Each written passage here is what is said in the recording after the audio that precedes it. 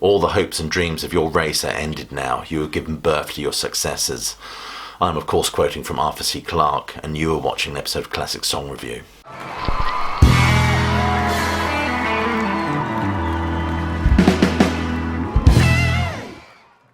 Oh You Pretty Thing speaks of alienation and belonging in the same breath, and has a distinctive whiff of invasion of the body snatchers to it. Well, perhaps not so much body snatching as infiltration and replacement. Nevertheless, it ruefully taps into a sense of generational turmoil. It ingeniously merges pop culture, sci-fi, some pretty dense philosophical constructs like the Nietzschean idea of the Übermensch, for example, with a smidgen of Aleister Crowley thrown in for good measure. It's the bringing together all these different cultural strands and presenting them in one mishmash of ideas, which gives credence to Rolling Stone's assertion that he is indeed the architect of postmodern rock and roll. I find that I'm a person who can take on the guises of different people that I meet. I can switch accents in seconds of meeting somebody, and I can adopt their accent. I've always found that I collect. I'm a collector. But it's that exploration of different tones and textures on this song that makes it interesting for me. I particularly like the very frothy, upbeat feel of the piano. It has a musical swagger to it, which very much belies the darker undercurrents of this number.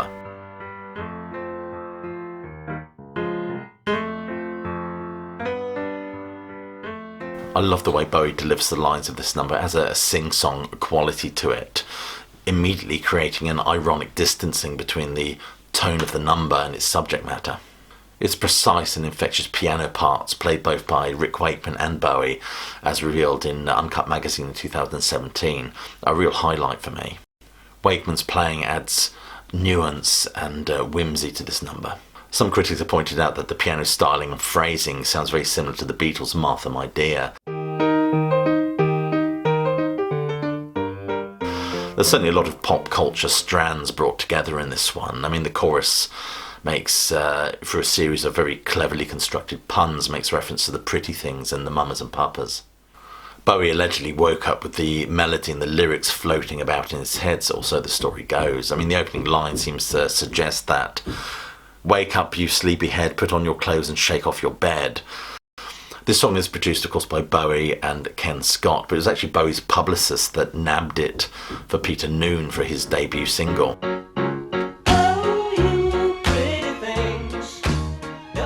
I read somewhere that Bowie actually performs this song on Top of the Pops with Peter Noone, apparently wearing a dress as well. I could perhaps just see him at the piano doing just that. Unfortunately and tragically, this is one of those performances that has been wiped.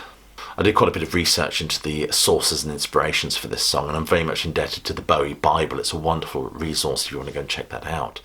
But one of the stories, of course, is that Bowie performed on the TV show 601 Newsday, and it was there Roger Damien Price, the producer, talked about I think it was a TV show called Tomorrow's People, about the next evolutionary stage for human beings or human development, and I think even the term Homo superior was actually used.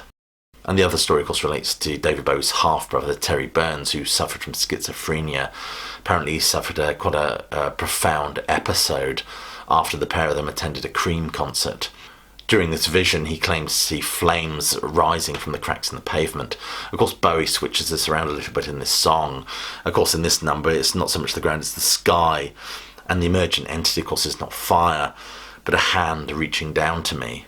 All the nightmares came today, and it looks as if they're here to stay. But it's the philosophical explorations that I find interesting in this song. Bowie's singing about the replacing of the supplanting of Homo sapiens with a more evolved race. Now, the Nietzschean idea of the Superman, Bowie's already made reference to this in his song Quicksand, I think, of the Hunky Dory album. In a nutshell, Nietzsche, or Nietzsche, depends how you want to pronounce it, muses on the idea of a subsequent generation being far superior or replacing the generation of today. I think we see a pattern emerging here, don't we? The Superman, of course, will bring about the salvation of mankind through culture and not being enslaved by dogma. Of course, Nietzsche says in his book Twilight of the Idols that without music, life would be a mistake. I think we all concur with him there. Seems to me that Bowie enjoys integrating these very dense and complex ideas within the vernacular of popular culture. There are other influences and strands that are pertinent to this song. For example, Edward Bulwer Lytton's 1871 novel, Vril and the Power of the Coming Race, can definitely be cited as an influence, as well as Bowie's interest in Aleister Crowley, that English occultist. He, of course, was a member of the Hermetic Order of the Golden Dawn, and this is perhaps referenced in the line, "Think about a world to come where the books were found by the golden ones." Arthur C. Clarke, of course, who is referenced at the very start of this video, wrote a wonderful book called Childhood's End, which was very much about a species of overlords coming to Earth, merely to serve as midwives for to give birth to a new generation that would ultimately replace the older generation. A thematic thread here explored in this song and all these ideas that brought together is that the current generation's goose is cooked, ultimately replaced by its successors, giving birth to its successors. Also, Bowie told Melody Maker in 1972 that, "I think we have created a child who will be so exposed to the media that he will be lost to his parents by the time he is 12. I think it's fair to say that this generational supplanting or replacement can be viewed as a metaphor for the disconnect between one generation and the next. Many Bowieologists suggest that this song denotes a change in his overall style and presentation. Of course, this song was composed on the piano.